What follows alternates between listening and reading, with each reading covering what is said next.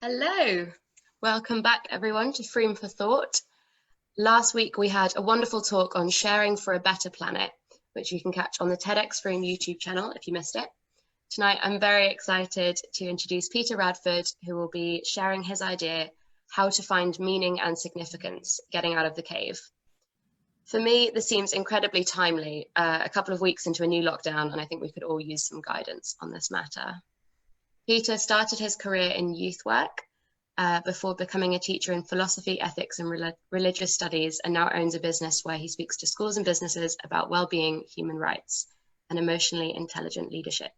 So excited to hear your talk, Peter. Take it away. Thank you. Hi, everybody. The ancient philosopher Plato suggested that everybody, most people, live their entire lives like prisoners locked in a cave. And he suggests there's two realms of existence. So there's the shadows, or what he calls the cave, and then there's reality, the truth, or what he calls the world of forms. And he suggests that the purpose of life is to find our way out of the shadows towards discovering the truth. And the way to do that is by questioning. Now, the shadows represent the assumptions that we make about life, about reality, assumptions that we've picked up over time. We make assumptions all the time, but three big ones are assumptions about our ability, what we can do, assumptions about our purpose, what we're for, and assumptions about our identity, who we are. And I think when you unpack those, actually those assumptions can keep us restricted and keep us limited and keep us away from discovering our true definition. We make assumptions about our ability, first of all. So often you hear people say, I can't do this, or I can't do that, or I'm not this or that, I'm not sporty, I'm not arty, or I'll never be able to do such and such. And often these restrictions, these limitations are actually in our minds, they're not in reality. We've accumulated them. And yet those limitations can keep us restricted throughout our entire lives. I love how Henry Ford said on one occasion, I cannot discover that anyone knows enough about anything to say for definite what is and is not possible. Possibly our thoughts about what we can do hold us back. Then there's assumptions about our purpose. We live in a consumer-driven world in which the ultimate aim seems to be to continue to accumulate more and more stuff, or to accumulate more and more experiences. And it's like sometimes as if we're on a treadmill and we're constantly pursuing, trying to reach this ethereal goal, this destination, but it never really materializes. Somebody asked the billionaire J.D. Rockefeller on one occasion, what is it that makes a billionaire happy? And his reply was just that little bit more. This constant relentless pursuit, like chasing after the wind and never really getting anywhere. And then there's assumptions about our identity, who we are. We've been shaped by a culture that tells us to some extent from the moment that we're born what we should be or how we should behave. If you Google girls' cards or boys' cards, you see very quickly, and these cards were given to your parents and probably adorned the mantelpiece in your parents' home when you were born.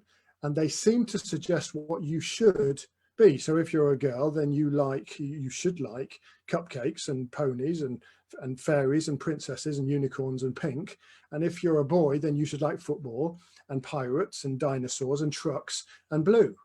And the potential is that we again become constrained, limited, held back by the norms and expectations, the assumptions that we've made that aren't real. They exist only in our minds. They're shadows, that cave. Well, that we need to question. First ask is, where did they come from? And of course, they came from what you might call the deflectors. In Plato's cave, the deflectors deflect the light, and that deflection creates the shadow.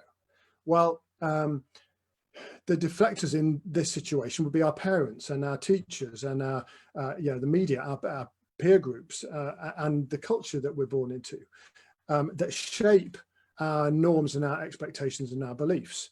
I remember, so I'm one of 5 kids, and My dad was a banker, my mum was a teacher, 5 children, 4 teachers and a banker.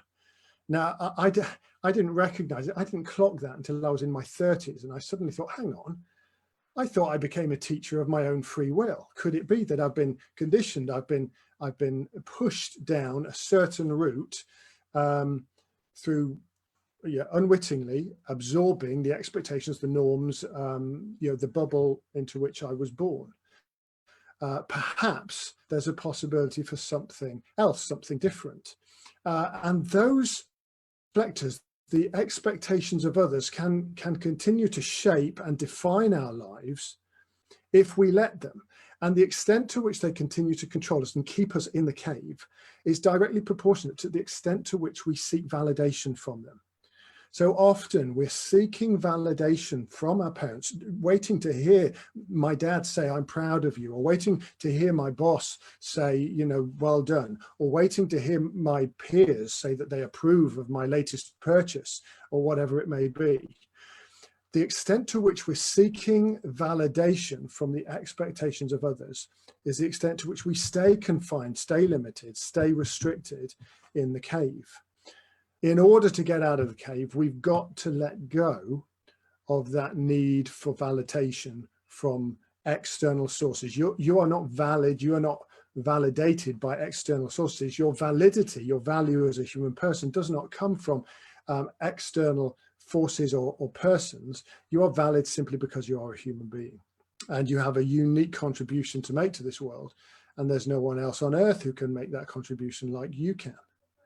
Now, as we come out of the cave, we're still faced with that question, how do I find meaning and significance in my life? And I want to just point out 3 further questions that I think are incredibly helpful in this process of finding meaning, finding significance. The first is, what is the story from your struggles? Sometimes struggles, difficulties, suffering in life, we see those as things that we need to be avoided. And that's understandable. Nobody wants to suffer. Nobody wants to struggle and have difficulty. And yet actually those struggles, those difficulties are incredibly significant in shaping us and helping us to find who we are and find what we should be doing in life. I was bullied fairly relentlessly for 4 years when I was in secondary school. I hated that. It was a dark time for me in many ways. And yet looking back, I can see that that period of time had a significant impact in my decision to then go on and work with young people and be involved in those formative years in their education. I speak a lot now around mental health and well-being, and that's because 4 years ago I had a breakdown. You see, what I do and who I am now is not in spite of my struggles, but actually because of those struggles. Those struggles have helped shape my passions and my desires and my purpose in life. The second question is, who or where are you getting contrast to your context? You see, we can't help the fact that we're born into a bubble to some extent. We're born into a certain perspective. We can only see the world through our own eyes. And yet that can constrain us, that can limit us from seeing alternative perspectives. I heard a story told about 2 young fish taking a morning swim, and they passed 2 older fish, and the older fish said to the morning boys, "Isn't the water lovely this morning?" And the younger fish swam on, and one said to his mate, "What the hell is water?" You see, because water to a fish, it's not something out there, it's not something different, it's their air, it's all around them. And we're all prone to suffer from what might be called perspective blindness, that we can only see within our own world. And therefore, I think we need to deliberately seek out alternative viewpoints, deliberately engage with those people who hold diametrically opposite viewpoints to our own, to hear and listen to and seek out the stories of people from totally different backgrounds to our own, so that they collectively can contribute to us having a greater understanding, a greater awareness of the truth. And then the third question is, who are the people you need to prioritize? I would suggest that our relationships are the greatest achievement of our lives. And yet so often we confine them to the periphery of our lives as if they're some kind of add-on. They're not an add-on, they're the core.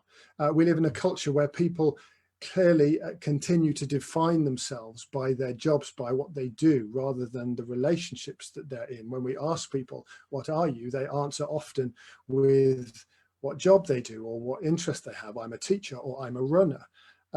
Seldom do you hear somebody answer by saying, I'm a father, I'm a husband, I'm a friend. And yet those relationships are integral to our finding meaning and significance in life.